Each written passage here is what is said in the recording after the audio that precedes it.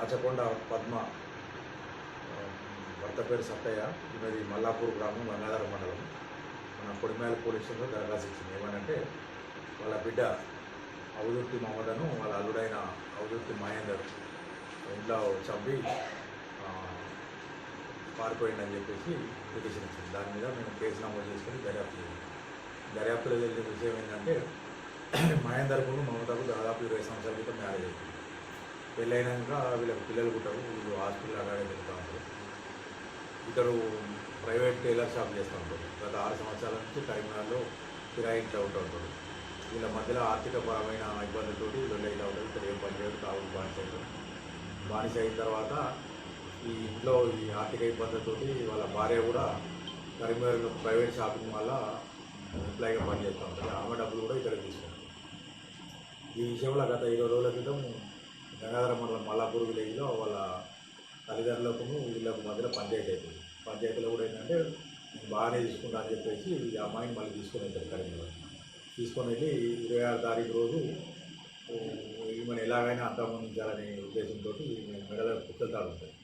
డబ్బులు కావాలని చెప్పేసి ఆమెను వేమవాడ తీసుకుపోదామని అన్ని తీసుకుపోతారు. వేమవాడ తీసుకుపోయి అక్కడి నుంచి మన నల్లగొండ దేవాలయం తీసుకొస్తారు. అక్కడి నుంచి కొడిమేల ఇక్కడ వీళ్ళ ఇల్లు ఉంటుంది, కొత్తలో ఇల్లు, వాళ్ళు ఎవరు ఉండదు. ఆ ఇంటికి తీసుకొస్తారు. మధ్యాహ్నం 2:30కు మన నల్లగొండకి వెళ్ళి వచ్చేసి ఇంటికి తీసుకొస్తారు. ఇంటికి తీసుకొచ్చిన తర్వాత సాయంత్రం ఇద్దరు భార్యాభర్తల మధ్య గొడవ అవుతుంది. గొడవ అయిన తర్వాత ఇద్దరు ఆమెను బలవంతంగా ఇంట్లో ఉన్న నైలాన్ కారుతో ఏంటంటే ఊరేసి బిగించి చంపుతాడు. చంపేసి ఏంటంటే దాన్ని ఆ రూమ్లో సీలింగ్ ఫ్యాన్ పైన చాలా ఎత్తు ఉంటుంది. దానికి ఏంటంటే కట్టేసి ఎలా తీస్తారు. ఆ డెడ్ బాడీ శవం కూడా ఏంటంటే సగం కూర్చున్నట్టు ఉంటుంది. అది ఊరేసుకునే ప్రయత్నం చేసినా నమ్మించడానికి ఏం చేస్తారు.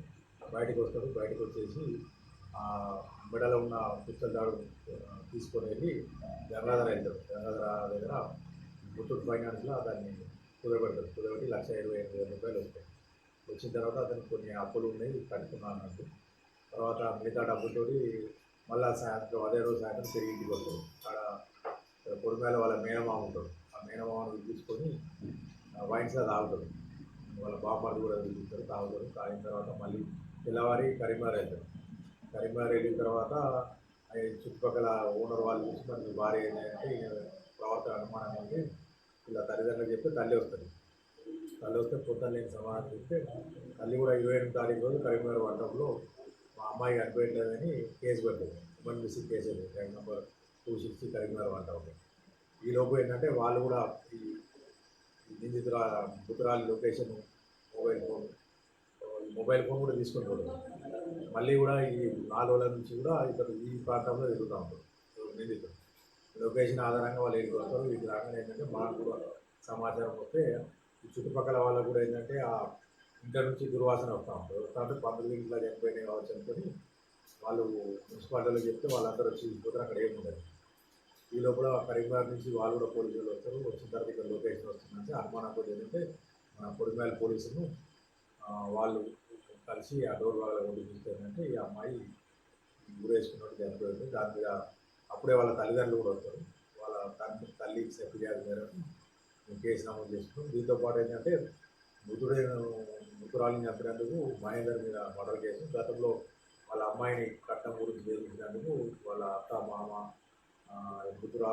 నిందితుని తప్పుల మీద వరకట్నం బెదిరింపులు కూడా వాళ్ళు దరఖాస్తు ఇస్తారు. దాని ప్రకారం కేసు నమోదు చేసుకుని ఈరోజు నిందితుడిని అరెస్ట్ చేసి అతని వద్ద నుంచి మోటార్ సైకిల్, మృతురాలి టెలిఫోను, నిందితుని టెలిఫోను మరియు అవన్నీ స్వాధీనం చేసుకొని ఇప్పుడు కోర్టులో ప్రొడ్యూస్ చేస్తాం. లాభాలకు నిద్రిస్తూ ఉంటాం. రాత్రి చల్లగాలికి ఏంటంటే అందరూ పూలలో శివస్వాములు కావచ్చు, లేకపోతే ఎవరికి కొత్త వ్యక్తులు వచ్చేసి మనం ఒక 2 డిసెంట్ అయింది మన నుంచి చేసి కాబట్టి ఏంటంటే గ్రామస్తులు అందరూ కొద్దిగా జాగ్రత్తగా ఉండాలి. రెండోది ఏంటంటే ఎవరైనా అనుమానితులు వస్తే ఏంటంటే ఇమీడియట్ మాకు అన్నడానికి ఫోన్ చేసి పోలీసులకు సమాచారం ఇవ్వాలి. పెళ్ళిళ్ళకి కానీ పెళ్ళిళ్ళ సీజన్ కాబట్టి ఇంట్లోకి తాళాలు వేసుకొని పోయేటప్పుడు ఏంటంటే ఇంట్లో విలువైన వస్తువులు, నగలు, ఆభరణాలు లేకుండా జాగ్రత్తగా దాచుకోవాలని పోలీస్ శాఖ తరఫున అప్పీల్ చేస్తాం.